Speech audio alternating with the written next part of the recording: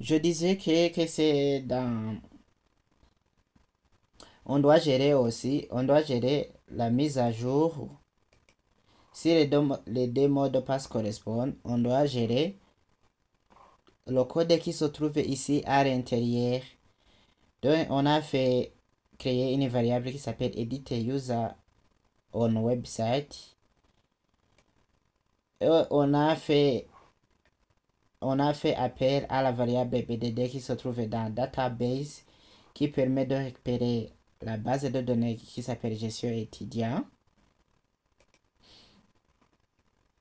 Et on a utilisé la nouvelle requête qui dit update user set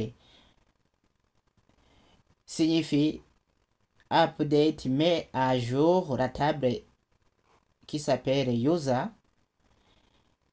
Tu vas mettre à jour quel champ? Les champs user last name qui correspond au nom, user first name au prénom, user gender qui correspond au genre, user email qui correspond à l'email, user picture qui correspond à la photo, user role qui correspond au rôle de l'utilisateur, user password qui correspond au mot de passe, la nouvelle mot de passe, en tenant compte ou en tenant compte de l'identifiant, entrée dans l'IRR, et nous allons exécuter cette requête à l'aide des variables qu'on a créées ici. User new user last name, new user first name, new user email, new user picture, new user picture, new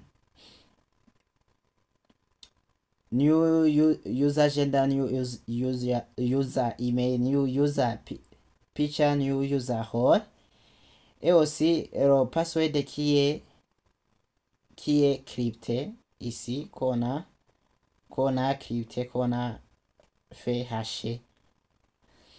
Et aussi, il ne faut pas oublier de mettre ID user, l'identifiant entré dans l'URL qui se trouve dans l'URL. Après avoir fait la mise à jour de cette de la personne en question, de cette personne en question, il faut le rediriger sur quelle page? On le redirige sur la page d'affichage de tous les utilisateurs. Donc ici, je mets des mots de passe, des vrais mots de passe qui correspondent. Ici, je change avec le genre masqué.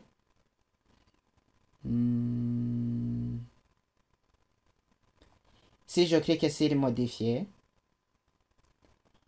voilà, alors ici, j'ai changé la photo de Jean-Paul avec le genre, avec son genre. Voilà comment vous pouvez gérer le système d'édition dans l'utilisateur. Il en reste de gérer la page d'accueil qui se trouve ici. Si on clique dessus, vous voyez que tout ça disparaît. C'est la même chose qui est ici.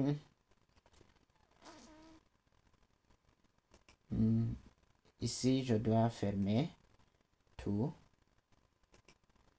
Des fichiers que je n'ai pas besoin pour le moment. Donc, je vais dans Homepage. Homepage. Ici, dans la page d'accueil. Dans... quoi? C'est ici.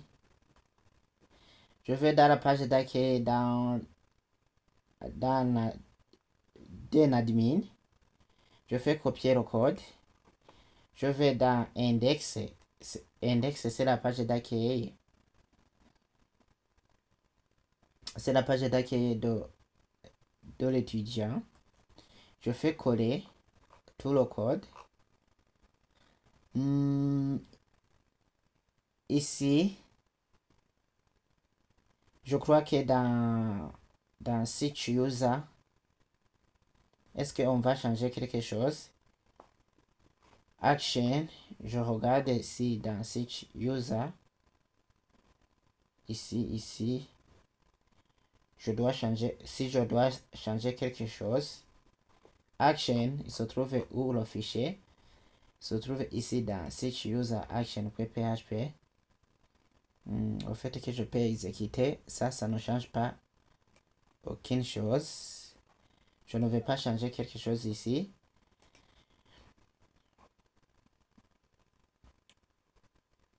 Je change ici, je mets user,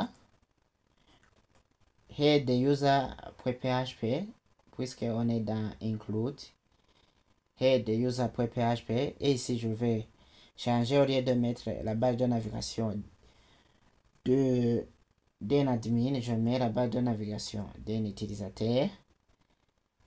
C'est navbar user.php.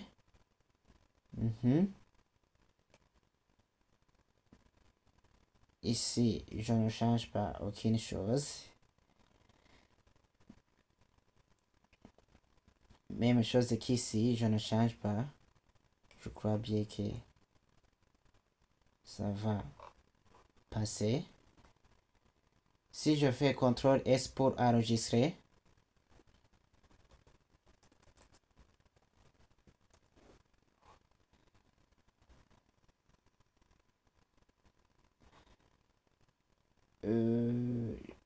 je vais où?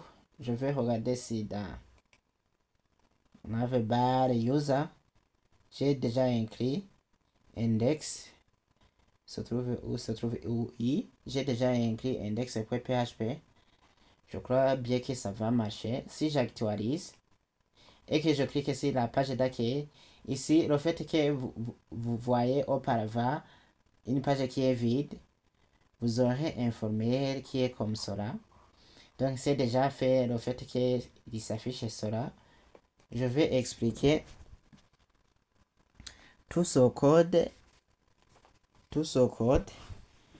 Pourquoi on peut faire l'affichage. Pourquoi on peut faire des recherches.